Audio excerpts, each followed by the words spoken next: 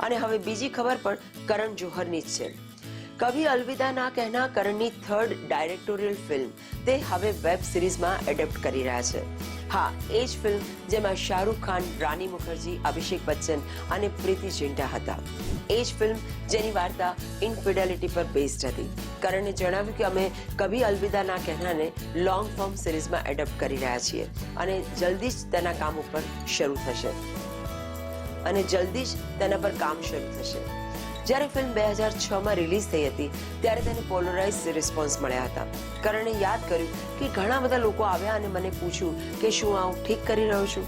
લોકોએ કહ્યું કે તમે ઇનફિડેલિટીને એન્ડોર્સ કેવી રીતે કરી શકો. કરણે જણાવ્યું કે એ સમયે એક સર્ટેન એજ ગ્રુપના ઓડિયન્સ સ્ટોરીથી એટલા નારાજ થઈ ગયા હતા કે તેઓ સિનેમા હોલ્સમાંથી ઉઠીને ચાલ્યા ગયા.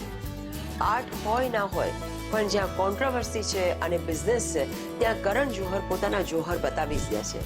આ ધર્મા પ્રોડક્શન્સનો ઓટીટી સ્પેસમાં સૌથી મોટો દાવ માનવામાં આવી રહ્યો છે.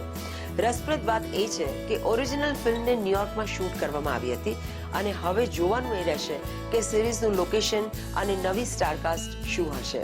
તો આજના સ્ક્રીન ટાઈમમાં આટલું જ. બાકી ઇનફિડેલિટી બેઝડ ફિલ્મ્સ કે વેબ સિરીઝ ઉપર તમારા શું વિચારો છે કમેન્ટ્સમાં જણાવો. લાઈક કરો, શેર કરો અને screen time with Gayatri enjoy કરો. Stay tuned, stay spicy. Gayatri signing of.